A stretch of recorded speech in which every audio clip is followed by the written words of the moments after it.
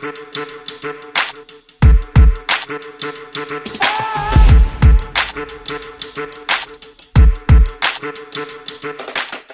we're back for day 2 of Metacon. Here we are, we're gonna go in today and meet more of our friends from the Web3 community, NFT space, the gaming industry, the tournaments were happening over here. There's a lot of big names in the industry here today. So we're gonna go in and talk to them again and explore what the Metaverse it means to a lot of these people and what it could potentially mean for you. So let's go.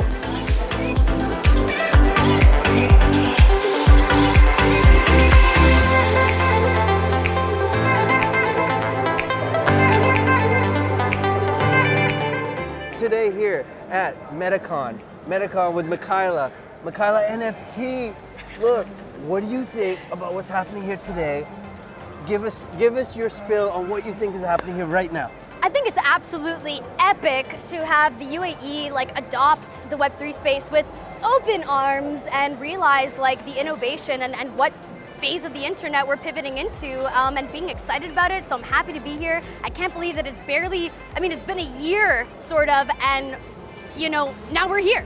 And now I'm meeting all sorts of people just like you, and it's I couldn't have even thought this through. I don't know, I couldn't have created something like this. I had no idea this was gonna happen a year and a half ago, so. Okay, let's compare a year and a half ago, the NFT space in predominantly in the US, and a year and a half later here in the UAE. Give us a comparison.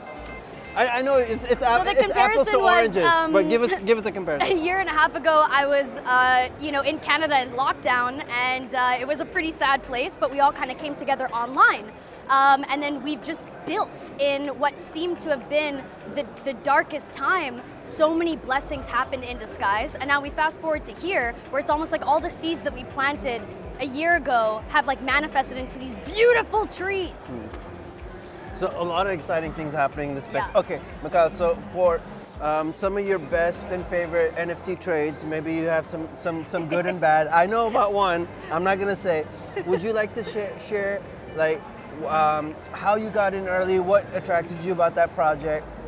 We can name the projects if you like, but sure. Some of your interesting trades, what you thought about it. Do you think it was luck? Do you think it was technical analysis? Do you think it was alpha from friends? And what do you think future people can do to maybe replicate some of that same success? Yeah. So for me, what got me into this space, like I said, I was in lockdown, I was very lonely, and I loved having a community to chat with every single day. I was really alone, you couldn't go outside, you couldn't go to the park, I had no friends. It was a pretty down bad place for me. But then being online, I was just fueled with excitement and learning something new. So I was having daily free classes on Clubhouse talking about MetaMask 101, NFTs, creating art. It was just sharing your story. It was a beautiful place. I took the money that I made from selling my art, and then I invested into Bored Ape Yacht Club, which was a week after they minted. Fun fact, it took them a week to make mint out or so. Don't fact check me on that. What was the price of your first? So I bought it for $600, so I'm gonna price it in USD. Yeah, so $600. $600. Sold it later around for about 100,000 a couple months later. Oh. I actually landed a coda. So a lot of people will say, is it luck?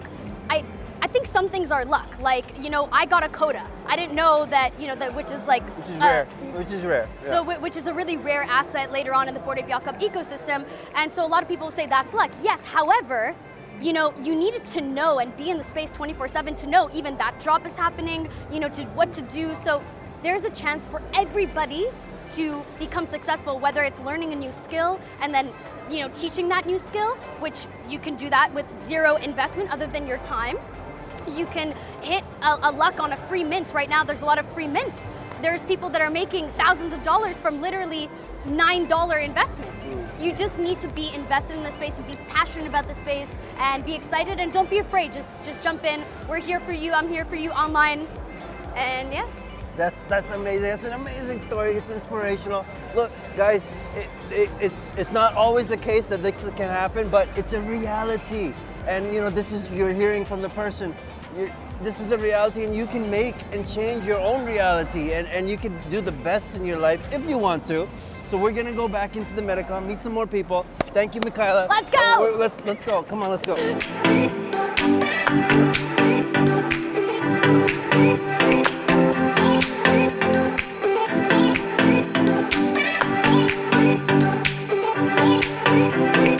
do you think, in 1 minute, sum it up for us, what do you think that you learned and some people benefited from that? I think particularly digital art being elevated to the level of the contemporary art world and these art fairs and art galleries that was previously just traditional art and just through the gallery system. The gallery system is so gate-kept. But now with Web3, the art speaks for itself. You build your personal brand and you're not under the thumb of a company anymore. Yes. Like even when I was in animation school, I was selling game assets like freelance to these gaming companies or production companies, getting paid very little. Yeah. Sometimes not paid at all for my hours and hours of work. Yeah. And now I'm hoping and thinking I'll never have to worry about that again. Could you tell us your origin story? How did you get into the art world? Basically, I double majored in Japanese studies and art, and the art was DX arts. So half of it was in the traditional art building, and the other half was in computer science. So I was set up to go into production, and mind you, before finishing my degree, I had interned at Gagosian Gallery, which is a blue chip gallery. And so I studied artists like Takashi Murakami, the Japanese godfather of super flat. And then in school, I ended up studying Japanese artists and the language as well. So my dream was to go to school and become a blue chip artist one day that I had seen in the galleries. But there was no way for digital artists yet. I had never seen a digital artist in a gallery, art fair. None of that was happening. And so I was finishing my studies, selling these game assets. My family was concerned about me. Why did you not study traditional art? Why are you doing gaming and animation, computer science? And so I was finishing that up and I started selling NFTs. And they started doing well because I already had the education there. And honestly, the education helped me a lot. And so my characters started doing well, my digital paintings started doing well. And then one thing for me too is when I sell a one-of-one to a collector, they get an AR sculpture to play with in their phone, and they also get a GLB file that can be uploaded to their different apartment or games.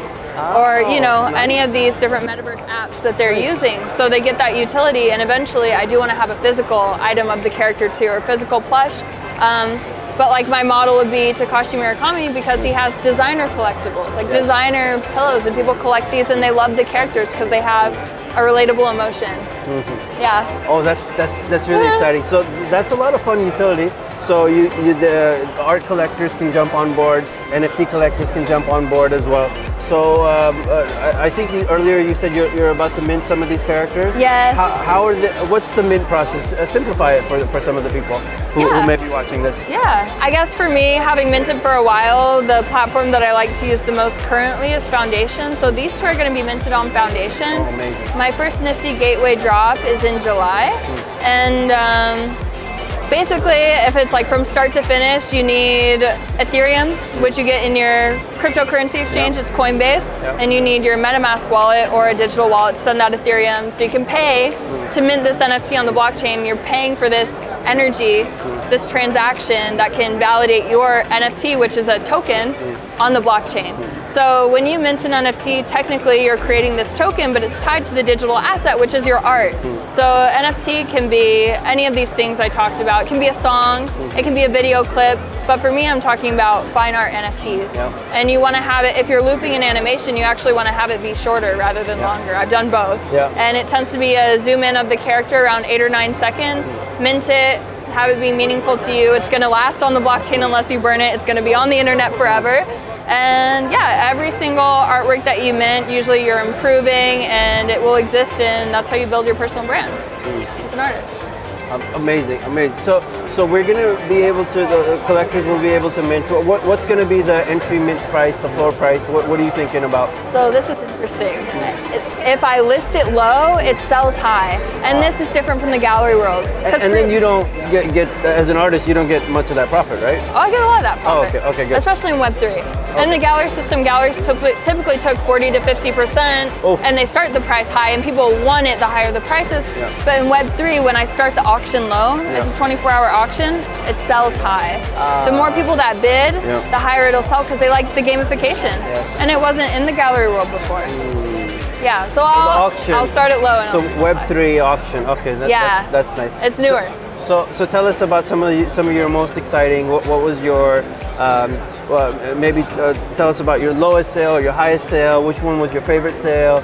Tell us a little bit about about some of the financial aspect of it as well. So my lowest sale was my first NFT I minted. I created it in ZBrush in 5 minutes, and I didn't know what an NFT was. And a very famous artist, Nest Graphics, walked me through it, showed me how to do it, and actually sold for $700. So what do you think about what Dubai, Abu Dhabi, what the UAE has to offer for the Web3 community?